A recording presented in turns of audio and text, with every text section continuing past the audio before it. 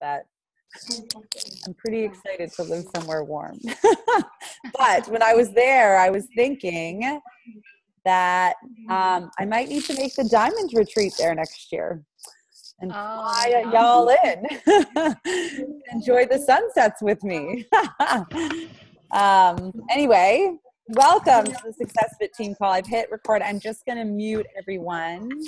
And my goal for tonight is down and dirty because I want to be able to answer any questions that you have.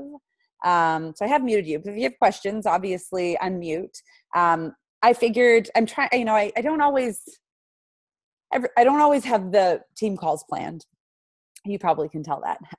But I usually, like on Sunday or Monday, I'm starting to think about what I want to share, or, if I have someone who I could have on the call that has something valuable to say, or pull one of you guys into chat.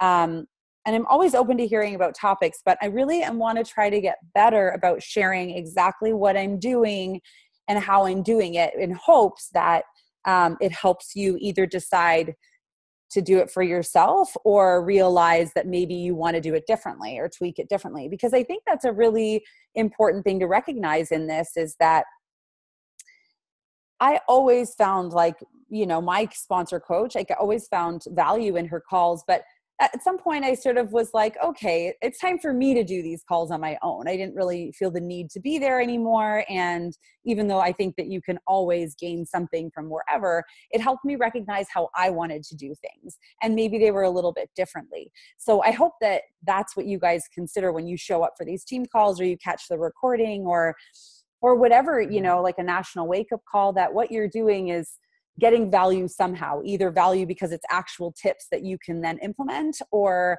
you're realizing that's not how I'm going to do it. I'm going to do it this way, or that's just not the way that's going to work for me. So make sure that, I hope that's what you're looking for. Okay. Tonight, I wanted to talk about recruiting events. So what my point there was that this is what I'm doing right now. This whole week for me is focused around getting ready to run a couple calls to action and have an effective recruiting event next week. Now, for me, this month, a recruiting event is like a 5-day sneak peek. It's a private group. I host them still through Facebook because I find it easiest there for me to go live.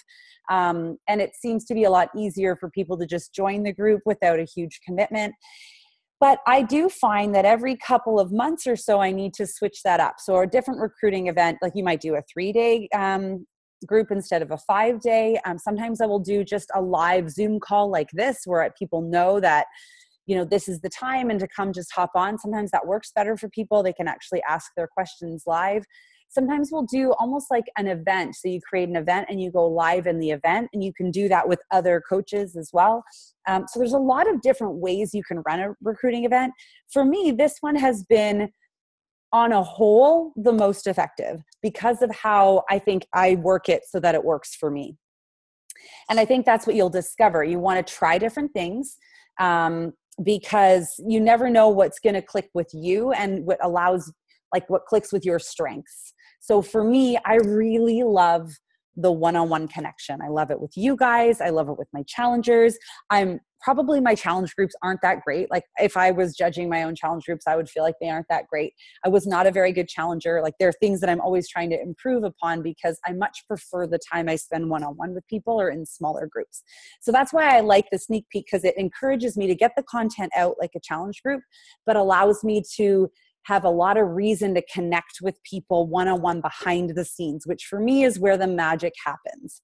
But I'm getting ahead of myself. So first and foremost, why do we run recruiting events? I think everyone knows this. I tried to preface this in my post. We have 2 main key business goals every single month, and that is to help a minimum of 3 people into a challenge group and add 2 people to our team. That's your minimum. If you want to move faster, and we talked about this actually on the Diamond Dash call today, really, I think people should come into this thinking Success Club 10 and add 4 people to your team. If you're wanting this to move faster, I think that if you get your mindset there, if you know how to hit Success Club 5 or 6, then you already have the skill to hit Success Club 10. It's really just about commitment and talking to a few more people. So that's why we need to run these recruiting events. Because just like a challenge group, if you don't have anyone to invite, if you don't have anything to invite people to, it can be hard to ask people to join you, because it's sort of a nice, smoother stepping stone, right? The recruiting event, as opposed to just being like, join my team. It's like, listen, I think you'd be really good at this. If you want some more info, would you want to join this group? And so it's a nice little stepping stone. And even though I will say over the years, sometimes people will come out of it ready to go. And sometimes it's more like a seed planted for people, kind of like our free groups, right? It's not always going to mean that 10 people going into a sneak peek are going to come out to be 10 coaches. But I do find that as long as I'm good about follow-up, a lot of those people turn into coaches over time. So that's why we run over it. That's why we run recruiting events. And obviously, I think the biggest thing that new coaches and even more seasoned coaches, like I think that I'm really in this last year have started to get over it, so it took me a while, is getting over the fear and that mindset around inviting people. I got really stuck in my first year and a half as a coach of inviting people for the discount. Oh, just be a coach to get a discount, like a discount member. And I talked to that's how I coached a lot of people too on how to join the team. And the funny thing is that with the launch of the All Access Pass, there really isn't a lot of value in someone, if they're a club member, in signing up for the discount. So that shift has changed. And even though I think it's hurt some of us in terms of the amount of coaches we've been able to bring on, overall, I think it adds to the integrity of what we're doing here. Because instead of just bringing on bodies, we're bringing on people who want to be a part of this community. So I still think it's very important that you invite every one of your challengers and everyone that you think would benefit in this to join, because even if they don't want to rock this like a 6-figure business, there's a place in this community for them. If them being a part of the community is going to allow them to stay longer and working towards their goals and living healthier and paying that forward, affecting their family and their friends, it is worth it for them to be here. So that when it comes to kind of getting over that fear, I really can't stress, I guess I can only share what worked for me. And that was, one, ripping off the Band-Aid, like just pushing yourself to make sure that no matter what, you're running a recruiting event every single month that you're inviting to.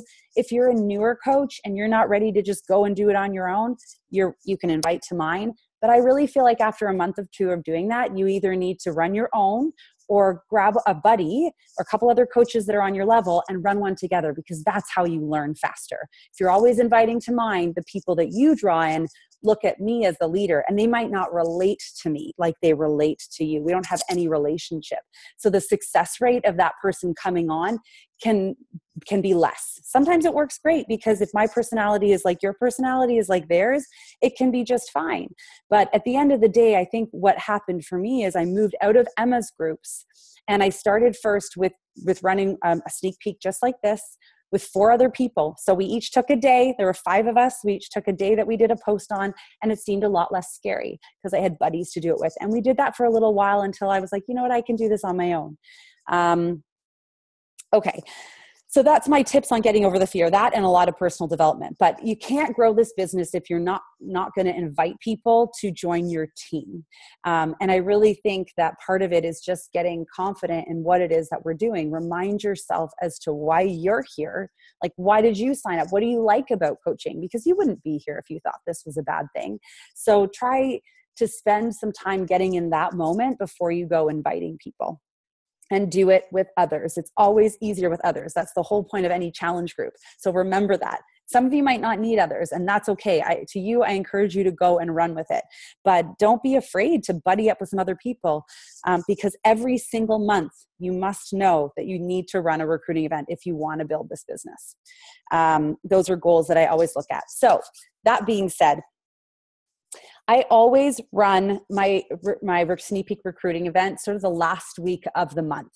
That kind of just works out with the plan. Like, I know that the first, I kind of have a cycle. I've shared it before, but basically the last week of the month and the first week of the month, I want to focus my content and my closing actually around inviting people to a challenge. So the second week of a month, I'm talking about my free group. And then the third week of the month, I'm closing and inviting towards my sneak peek, which occurs during that 4th week. And I know it gets a bit wonky when it comes with to 5-week months sometimes, but that's where my recruiting event usually lies. And that just happens to work for me in the cycle that I do this. I don't think there's a rhyme or reason. You just want to do what works for you.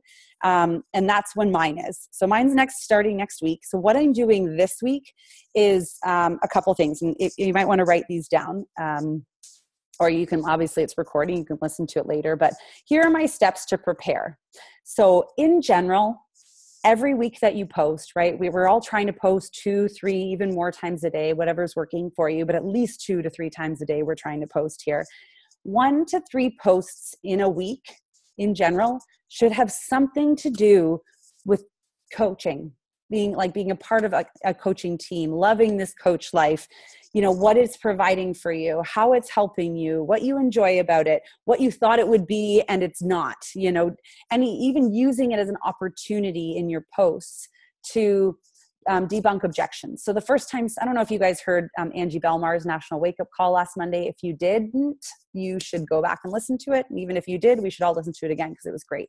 But she said, I use every no as an opportunity to grow. And I think that is huge because anytime I get a no from someone for a challenge or for a coach, and I usually hear their objection, they'll say no and why. I use that as a way to post about something because chances are I felt similarly. Like I was worried that I had to be really fit in order to do this, or I had to have a lot of time in order to do this. And you can use that in a post that you create to be like, maybe it's you sitting up with your feet up or playing with your kids and thinking, I used to think, if I wanted to run a business, that it was going to mean me working all the time. And I'm really happy that it doesn't, or whatever, that's a terrible post, but you know what I mean? Okay. So all the time, that's my focus is I'm making sure that in my posting plan for the month, 1 to 3 posts a week, and I look towards 3, have something to do with coaching. For me, I also get to do a weekly top coach post, which is why as you grow your team, you want to do something like that, because that draws attention to the fact that I have coaches on my team and that my team is SUCCESSFIT and that we celebrate this and what it's about. So that's one post already that I do every single week that people see. So 1 to 3 a week. And then of course, the 7 to 10 days prior to my sneak peek. So would have been starting like Friday last week.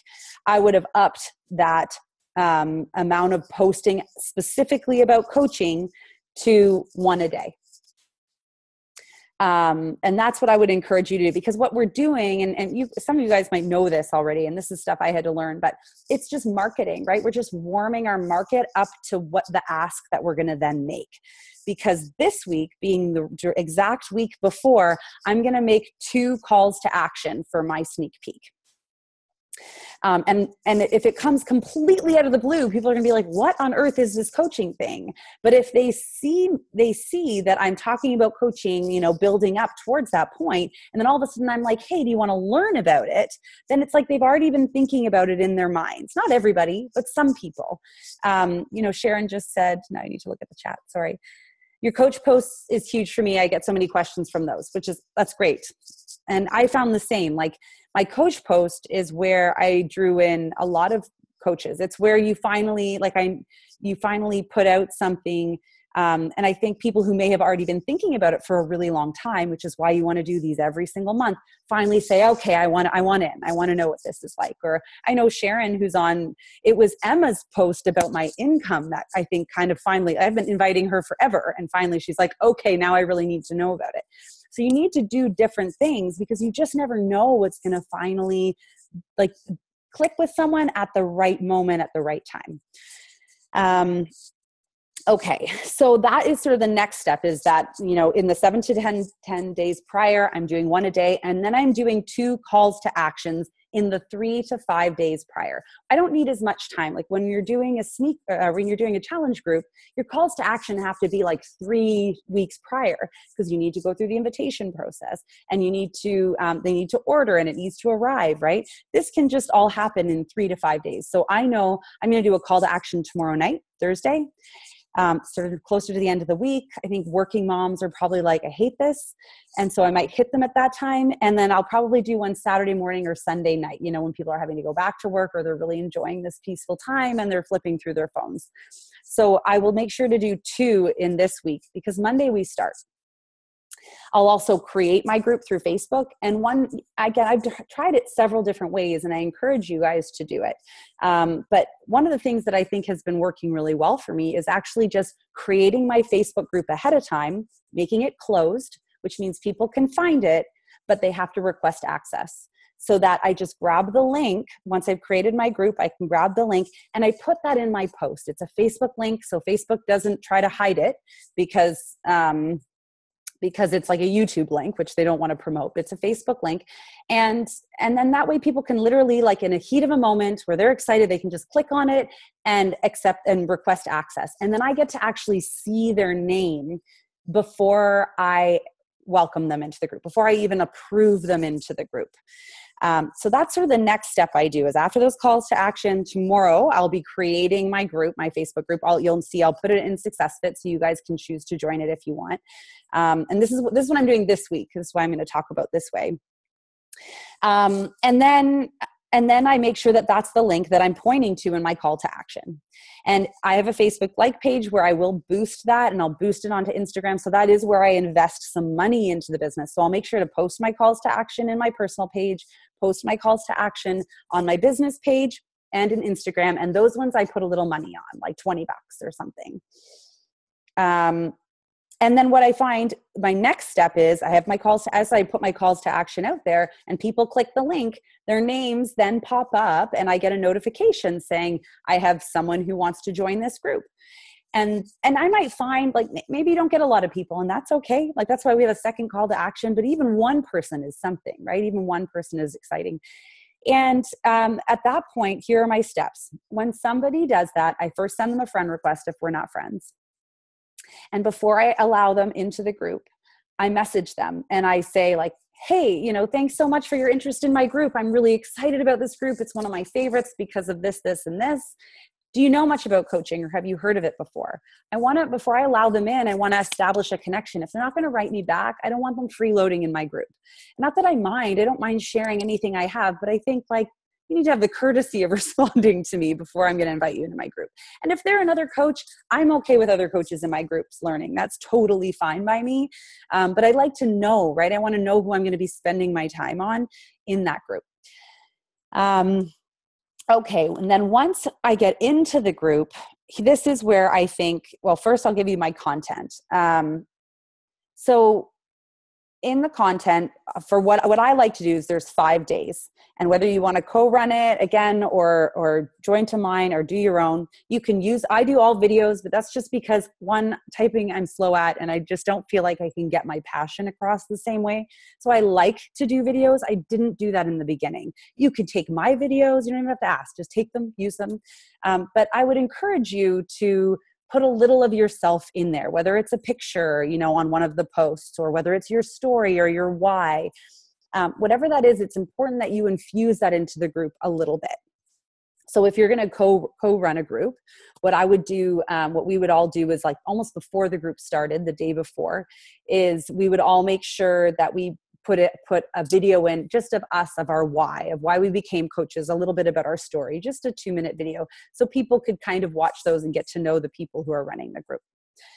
But I call one day 0. So before and I even let anyone in the group, I put a day 0 in there so that when people automatically get in the group, they have a video of me explaining what to welcome and what to expect over the week, that it's 5 days, that they can listen to at any point in time. These are the things I'm going to cover. And if they have questions, to message me. Day 1 is all about connecting and kind of introducing ourselves to each other and just explaining the value of how we connect as a coach. Day 2 is about vitals and your power hour. So like what we actually do as coaches. Day 3 is about using social media. Day 4 is about how we make money. And day 5 is how to get started, like costs and things like that. And you'll see that in my group if you go in. And again, you don't have to align yours that way. I just kind of created it based on what I get a lot of questions on and what I wanted to know when I got started. Okay. Now, the key points I find the key point that I think where I said the magic really happens in my sneak peek, and I think you can apply this on some level to any type of recruiting event you do. If it's a live event or if it's a live call or a recorded video, the fortune is always in the follow-up, especially with coaching, because it's not typically a decision that gets made like that. Sometimes it is, but usually people have been thinking about it or need to think about it for a little while. So my key points are that during this type of a sneak peek, where it's 5 days, I message people privately 3 to 4 times throughout that 7-day window, let's say. Say they decide to join. Day 1 was all about connecting. You can watch my video, Breezy, too, if you want to understand. But it's just, I like people to introduce themselves and talk about the value of connecting with people. Okay, so I always message them right when they show interest, and I'm sort of like asking them what interested them in it, just like I said earlier, and trying to get to know them a little bit better, build some rapport. The second message I usually post on day 1, and this is where I'm asking them, are you getting the posts okay? Just want to make sure that they are in the group and that they're accessing it okay. And that also kind of lets them know that I'm expecting them to watch it. I'm noticing that, I'm going to ask you questions. Step 3 is this what you expected? Do you have any questions? I like to say, how did you like the group so far? Is this what you were expecting? Really simple, small messages, but I want to hear back from them. If they haven't watched this stuff, I want them to know that's okay. It'll be there for a little while, but it helps me gauge where they're at so that I know how to follow up with them.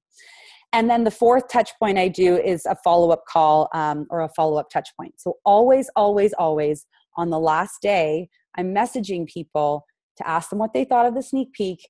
And if they want to set up a call, the next step is to set up a call. And do they want to do that? When do they want to do that? And if they're not ready, or if they haven't watched it, then I let them know I'm going to follow up in another week. Or if they're like, I'm just not ready, but maybe next month, then I mark it down to follow up with them next month. And I think that's where people end up coming back over time, is that I stay connected with them without making them feel pressured to join if they're not ready. But also just I want them to understand this is a very comfortable community to be a part of, and they can be a part of it even if they're not ready to be a part of, to run their own groups, but that this is sort of the way we go. The last thing I wanted to make a point of is that I didn't kind of cover when I was talking about inviting, is that this week is also I'm doing my calls to action and creating my group. Tomorrow or Friday, typically, I will also message every single one of my current challengers and probably last month's challengers and ask them and invite them to the group. Let them know why I think they'd be great, why I think it would be of value to them, and did they want to join this group? Every single one.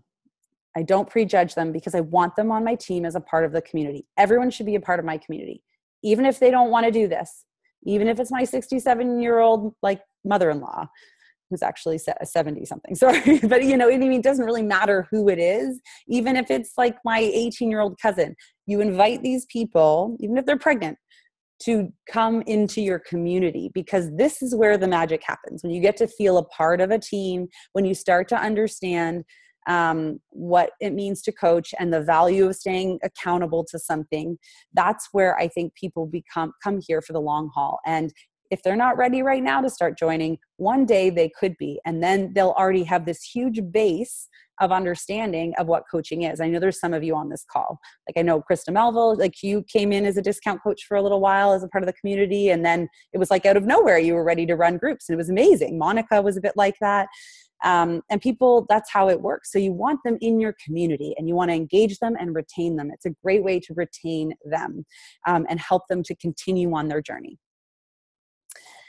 Okay, that was a lot of info. I wish I brought my water because I talked a lot. Do you guys have any questions?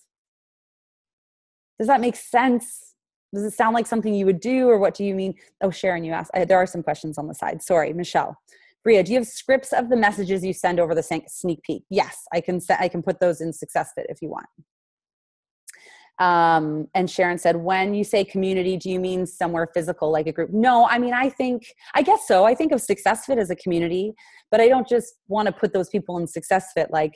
For me, my coaches become a higher level customer. If you're a discount, if you're a coach and an active, you're really one of the most important in the hierarchy of people I connect with. And if you're a hobby coach, then you're I think even higher up than other customers, because you're here, you've been here longer. I really value you like a long-term customer. I want to focus on that relationship. So when I'm making sure to touch base, like in my teams, he says to connect with 6 coaches and like 9 customers a day, you're definitely going to get a touch point once a week, probably from me, if you're even if you're a discount coach on my team. Does that make sense about the community? And I don't know, I mean, I think for me, it was that shift, that community shift happened sometime last year, at the beginning of last year, or maybe the end of the year before. And it was really helpful for me to take the fear out of inviting, because it is this community, it is challenge groups that help people get their results. These programs are amazing, and I would choose them over so many other things, absolutely, or anything else, and Shakeology for sure. However, I do know that most things work if you follow them. And it's as a woman who likes friendships and likes connection with people, it's the community of this that keeps me going, that keeps pushing me along. I wouldn't be doing that otherwise. So making that shift in my mindset to, instead of inviting people as a discount coach, which we can't really do as much anymore, to inviting them as a part of my community, helping them think and get their mindset that this is a long-term play for them, that, you know, if you're going to be here for a whole year because you have the all access pass, you should really be a part of this community, and then make your community, you know, like I know Sharon, you have SUCCESSFIT, like whatever that is for you, you know, you can always put people in SUCCESSFIT, but they might feel a little swallowed if you're not the one posting in there. So that's just another situation where you should invite people to your community and then make your community. Make it the place that you want to be in and encourage them to be there and stay long-term. Create your vision and what you're doing here. That, I think, is where, as much as I want everyone to stay with me, I think that the beauty and the power and the opportunity that we all have here is when we stay connected as SUCCESSFIT, but go off and build our own communities, recognizing that we have a similar mission.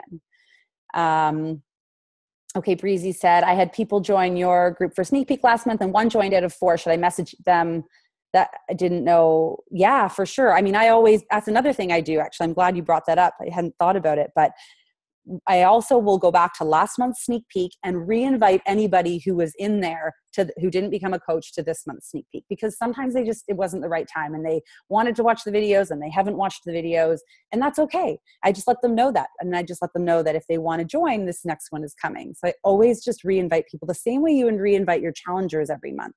When I sit down to invite to a challenge group, I am going to my list, back to the people that I've already invited 25 times who literally haven't told me to go sit on something, which none of them have, you know, they've just usually ignored me. But, you know, I always, unless someone has really shut me down or become a coach somewhere else, they're always going to get re-invited by me every single month, because eventually most of them come around and join. And Sharon said, I know we're constantly inviting, but typically how many groups are you running at one time? I just started one, so that if someone says, okay, do they have to wait until I start my next group?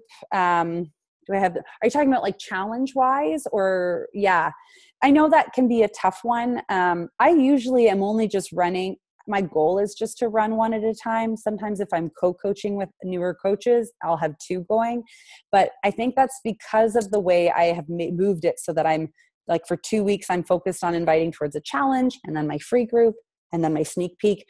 Like, I know, again, I don't like to put people off.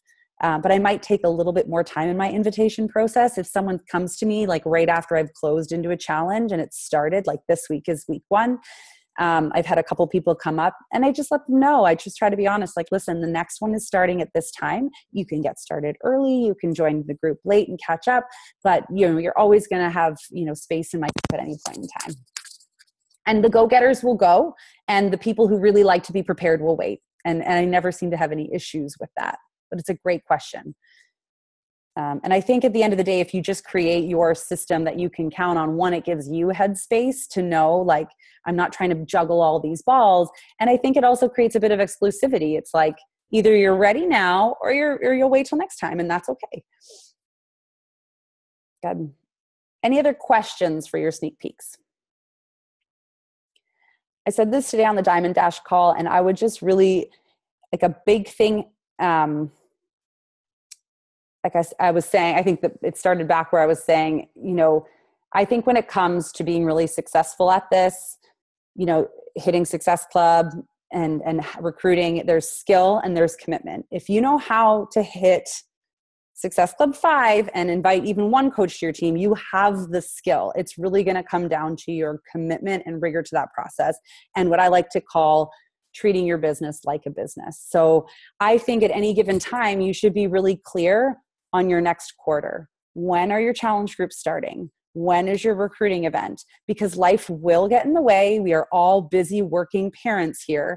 Every single one of us on this call, I believe, are working, dog parents, like whatever. You've got lots on your plate. We all do. And if you don't plan that ahead, just like if we don't plan our, meal for the day or our food for the day, we're going to be scrambling and we're going to fall. And there's nothing wrong with falling and failing if you're like, you want to get back up again, but you may as well plan for success when you can. And that for me comes down to knowing, like, April, May, and June, if you want to ask me, I can open my planner and tell you when my challenge group is, when my free group is, and when my sneak peek is. And you must all I encourage you all to do the same. And that also gives you the opportunity, because it's like, okay, now I've closed in my challenge group. And I like to run my challenge groups early so that I've hit Success Club early and then can turn my attention otherwise. But if something happens in your life and you have to take your eye off the ball and don't close your Success Club in the first half of the month, you still have 2 weeks to do it. And so you might be playing catch up a little, but at least you have that backup time and you're not missing such a critical goal. Awesome. Any other questions, you guys? Okay, great. I hope this was helpful. Like I said, I'm going to try to keep sharing what's working for me and what's not. But those are really the key things that are so important. And I know if I have a crummy sneak peek, or even, if I have a crummy sneak peek, it's because I wasn't on the ball with these key messages that I do of 3 to 4. And you need to make sure those happen. They're really the effort in this. Like, and for me in challenge groups, like knowing how someone's doing, what they like of their Shakeology, what they're thinking of the workout is power, right? If you don't know how they're doing things, then they could literally be shaking their shake with almond milk, which for me is disgusting. And, and doing the workouts all wrong, or, they could be struggling when you could give them the tips. That's what we do. We coach, and you need to ask those hard questions or touch base with them in order to get there. Okay. Thank you guys so much for being on tonight. I'm going to stop recording.